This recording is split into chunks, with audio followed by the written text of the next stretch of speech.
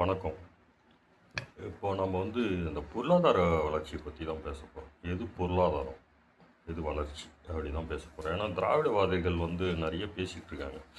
ஜிடிபியில் நம்ம முதல்ல இருக்கோம், பொருளாதாரத்தில் நம்ம முதல்ல இருக்கோம், இவ்வளோ தொழில் வளர்ச்சி இருக்குங்க அப்படின்னு. எது தொழில்னு இருக்குல்ல. இப்போ ஒரு சின்ன எக்ஸாம்பிள் சொல்கிறேன், கேட்டுக்கோங்க. ஒரு கோழி இருக்குது. கோழி தினமும் தீனி சாப்பிட்டு முட்டை கொடுக்குது. அதை எடுத்து நம்ம பயன்படுத்துகிறோம். இது இது ஒரு வகையான பொருளாதாரம். ஓகேவா?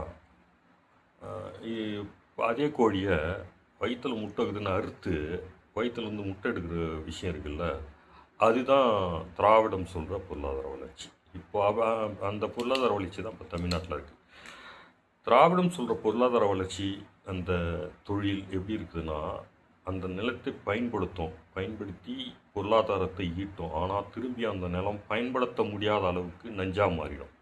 இதுதான் இப்போ திராவிடம் இது வரைக்கும் கொண்டு வந்த பொருளாதார வளர்ச்சி. வாணியம்பாடி, ஆம்பூர்லாம் போய் பாருங்கள், முடிஞ்சு போச்சு. அந்த நிலம்லாம் போர் போட்டால் ரத்த கலரில் தண்ணி வரும். தண்ணி பயன்படுத்த முடியாது. தண்ணி வெளியே வாங்கி தான் அவங்களாம் பயன்படுத்த முடியும். தான் பொருளாதார வளர்ச்சி. அதாவது ஒரு போட்டு குடிச்சிருந்தவனை இப்போ வெளியே காசு கொடுத்து தண்ணி வாங்குகிற நிலைமைக்கு தள்ளியாச்சு. அதே மாதிரி தான் இப்போது ஈரோடு, பெருந்துறை, கடலூர் மாவட்டம் சில இடங்கள் இங்கெல்லாம் அப்படி தான் இருக்குது. இதுதான் திராவிடத்தோட வளர்ச்சி.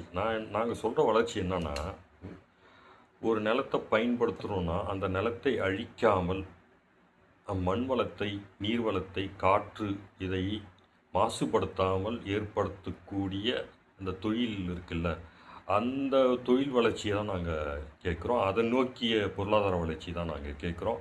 அந்த பொருளாதார வளர்ச்சி தான் தமிழ்நாட்டை நீண்ட நெடிய காலம் கொண்டு செல்லும். இல்லைன்னு வச்சுக்கோங்க, இந்த இடத்துல நாம் நாடோடி ஆகிடும். ஏன்னா இப்போ இங்கே தொழில் வளர்ச்சி பெருகிடுச்சுன்னா அடுத்த சோமாலி ஆகிடும். நீர் கெட்டுடும், மண் வளம் கெட்டுடும், பாலைவனம் ஆகிடும். நாம் என்ன பண்ணுவோம், அடுத்தது இங்கேருந்து இடத்த காலி பண்ணி இப்போ நாடோடியாக வேறு எங்கன்னா போக வேண்டியது தான். அவன் அடித்து தொருத்துவான்.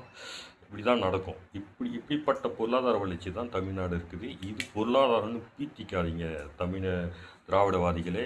கொஞ்சம் சிந்திங்க, எது வளர்ச்சின்னு. புரியுதா? நம்மளுக்கு நீர் சோறும் தான் முக்கியம், கார் முக்கியம் இல்லை. ஓகேவா? இருக்க இடம், உடுத்த உடை, உண்ண உணவு, இதுதான் முக்கியம். இதை நோக்கிய பொருளாதார வளர்ச்சி தான் தேவைப்படும். உயிர் தான் முக்கியம், காரில் போகிறது முக்கியம் கிடையாது அப்படின்றது மிக முக்கியமாக தெரிஞ்சுக்கோங்க. எது பொருளாதார வளர்ச்சியும் தெரிஞ்சுக்கோங்க. நன்றி, வணக்கம்.